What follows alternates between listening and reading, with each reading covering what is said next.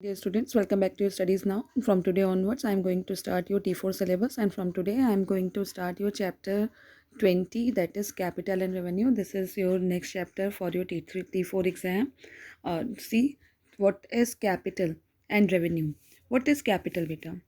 Capital, the money which is invested by the proprietor of the firm to run any business enterprise, that money is known as capital of the business. Is it clear? Revenue is the income earned by the proprietor of the firm by selling goods and services. That is your revenue. Now see, capital expenditure and revenue expenditure. The main important term of capital and revenue is capital expenditure and revenue expenditure, capital receipt and revenue receipt. What is capital expenditure?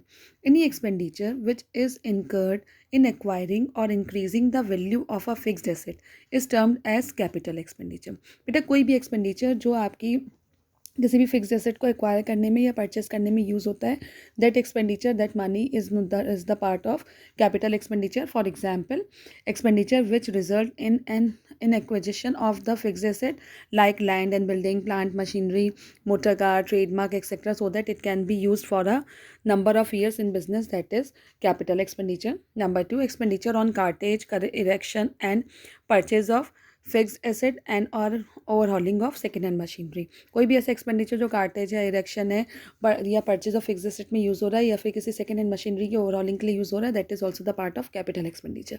Any amount spend for extension और improvement of fixed asset and to put in use any fixed asset और are capital expenditure. कोई भी amount जो spend हो रही है for extension and improvement of fixed asset या फिर आपको वो put in use for any fixed asset, that is the part of capital expenditure. Then expenditure incurred for establishing the business and in payment of interest on capital for the particular year, that is also a capital expenditure. कोई भी expenditure जो business को establish करने के लिए use में आता है, वो एक्सपेंडिचर क्या होता है? आपका कैपिटल एक्सपेंडिचर होता है. Expenditure incurred on purchase of second hand asset and on putting such asset into working condition. कोई भी ऐसा एक्सपेंडिचर जो सेकेंड हैंड एसेट को परचेज करने में यूज़ हो रहा है, उसको वर्किंग कंडीशन के लिए ओवरहॉलिंग हो रही है, उसका एक्सटेंशन हो रहा है, that is the part of capital expenditure. तो सिंपल समझिए बेटा, capital expenditure is that expenditure which increases the by which the value of asset decreases and liabilities increases. कोई भी ऐसा एक्सपेंडिचर जिससे आपकी एसेट की वैल्यू इंक्रीज हो रही है या लाइबिलिटी डिक्रीज हो रही है, that is called capital expenditure. For example, purchase of fixed asset, that is capital expenditure. Now second is revenue expenditure. Any expenditure which does not affect fixed asset and not a non-current liability and the benefit of which is received during and the current year itself is termed as revenue expenditure. कोई भी ऐसा expenditure जिससे आपकी किसी भी fix asset पे कोई effect नहीं पड़ता है, ना ही कोई करंट लाइबिलिटी, ना ही किसी नॉन करंट लाइबिलिटी पे कोई इफेक्ट करता है, और जिसका बेनिफिट हम within 1 year of time get कर लेते हैं, that expenditure is termed as revenue expenditure. Such expenditure are debited to trading and profit and loss account. वो ये expenditure trading and profit and loss account का part होता है बेटा, and does not effect on the earning capacity of the business. उससे कोई भी earning capacity business की इफेक्ट नहीं होती. It means it is not effecting the capital of the business. ठीक है. For example, manufacturing expenses, office expenses, selling expenses, which helps in day-to-day running of the business, that is the part of capital expenditure. Number 2, expenses on repair and maintenance of fixed asset, that is capital expenditure. Expenses on purchase of goods for resale, depreciation on fixed asset, that is capital revenue expenditure. Loss from sale of fixed asset and payment of current liability, that is also capital expenditure. For revenue expenditure या payment of interest on loan, that is also revenue expenditure. Is it clear बेटा? कोई भी ऐसा expenditure जिससे आपकी asset या liability पे effect नहीं पड़ता है और जिसका benefit within 1 year of time आप गेट कर लेते हैं, that is the part of revenue expenditure. Any expenditure which is affecting the asset and liability of the business and that which is there in the business for the longer period of time for many years, that is capital expenditure. Now see, second is capital receipt and revenue receipt. Capital receipt क्या है? Capital receipt, all those receipt which increases in liabilities or reduces the value of fixed assets are known as capital receipt. all वो सारी receipt जिससे आपकी liabilities बढ़ती है या asset की वैल्यू डिक्लाइन होती है, that is the part of capital receipt. बेटा सिंपल समझ लो, अगर कोई भी ऐसा एक्सपेंडिचर या रिसिप्ट आपकी एसेट से लाइबिलिटीज़ की वैल्यू को चेंज करता है, that is capital receipt and capital expenditure. और जिससे आपकी एसेट एंड लाइबिलिटीज़ पे कोई इफेक्ट नहीं पड़ता, that is revenue receipt and revenue expenditure. For example, amount received from the sale of fixed asset or investment, that is capital receipt. Capital contributed by proprietor or partners and money receipt and money received from issue of shares and debentures in case of a company, that is capital receipt. Amount received by raising loans, that is capital receipt. Number 2 is revenue receipt. All those receipts the benefit of which arises during 1 year of time by the nature, that's by the normal course of business, that is called revenue receipt. वो सारे receipt जिससे benefit आपका within 1 year of time मिल जाता है by the normal course of business, that is known as revenue receipt. It does not affect assets and liabilities of the business. आपके assets and liabilities पे कोई भी effect नहीं पड़ता है.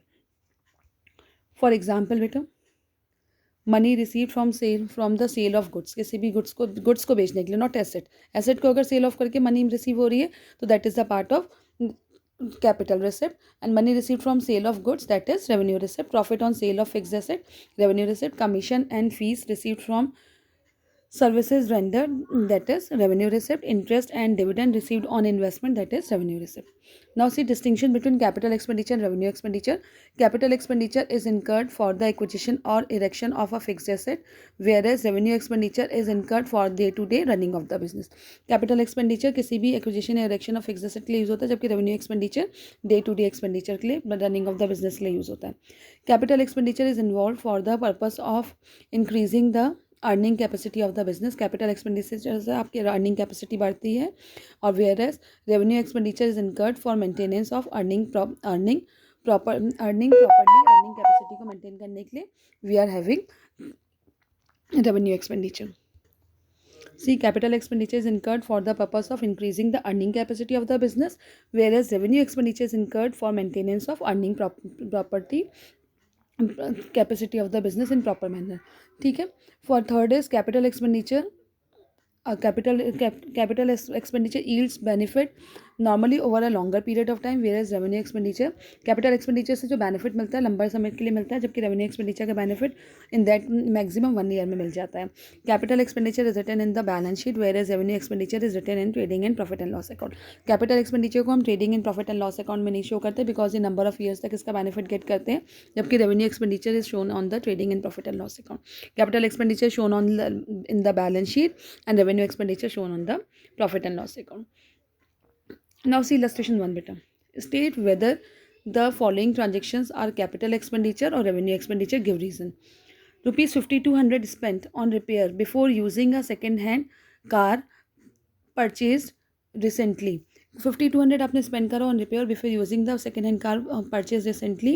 तो जो भी कोई भी ऐसा एक्सपेंडिचर जो आपका इनकर्ड होता है before purchasing any second hand car, तो that is the part of capital expenditure, क्योंकि ये आपकी सेकेंड हैंड कार की वैल्यू को इंक्रीज कर रहा है. तो ये एक्सपेंडिचर क्या हो गया आपका? कैपिटल एक्सपेंडिचर हो गया.